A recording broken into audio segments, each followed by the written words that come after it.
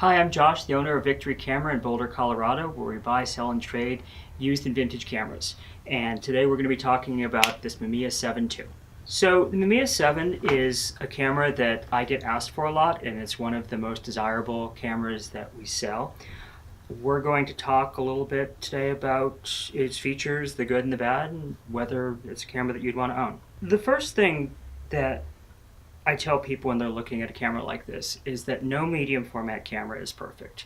Everyone is a compromise, and they all have things that are good and bad about them for different applications. The lens on this particular camera is the 65mm f4, which in my opinion is the most desirable lens for this camera. It's similar to the 35mm on a 35mm rangefinder, which is my favorite lens to use on my Leica, and probably the mostly widely used lens on rangefinders.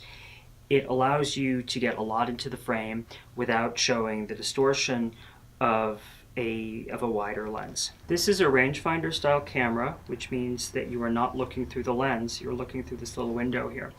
And that is something that creates a learning curve for a lot of people. People are not necessarily comfortable with the idea that you're not seeing exactly what the film is seeing. You focus by moving a patch inside the camera, and it superimposes an image, and when the superimposed image is lined up with the underlying image, you're in focus. But the whole rest of the frame, you can't tell if it's in focus or not. So it's important to remember that just because something looks in focus in the frame, it's not necessarily in focus. The advantage of the rangefinder style camera is it can be smaller, it can be much quieter, and they're fun to use. Reasons that you might want this camera. It has a unique look, and it's sort of polarizing. It is definitely its own thing. It doesn't get mistaken for something else.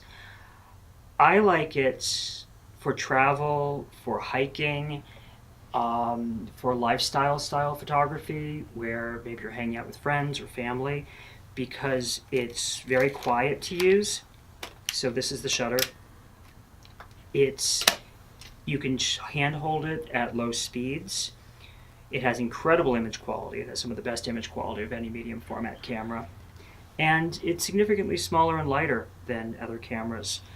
I have here a Pentax 67, which is the same format, much larger, much more obtrusive. It's cool in its own right, but this is the shutter sound on that, on the 6x7, and this is the shutter sound on the Mamiya. This also has a big mirror that goes kerthump, and at low speeds it vibrates the camera, where this has no mirror, so you can shoot it at any speed. Then here is also by Mamiya, the RZ67. Comparing, you see that this RZ is significantly larger, significantly heavier, significantly more obtrusive. I like these cameras for portraits because they allow a different kind of interaction with your subject. When you hold this to your eye, it's not alienating the way a big pro DSLR can be. Compare it to this Nikon, which is like a gun pointing in somebody's face. The Mamiya is more welcoming because you can see through both eyes, and because it's an unusual looking camera, and I find that tends to draw people in and relax them and make for better portraits. What is not good about this camera? It is not good for macro. I wouldn't recommend this for any close-up shooting. The lens selection is limited. It's expensive. And physically for me, it's sort of a polarizing camera. It takes great pictures. It feels great in your hand. Comparing it to a Leica, this doesn't measure up in terms of quality. It's a little plasticky in its construction, but you take the good with the bad. It is a great camera in its own right. The 7ii versus the original 7. In my opinion, the coolest feature is that it says Mamiya here. It looks cool, provides a nice grip, and that's only on the 2.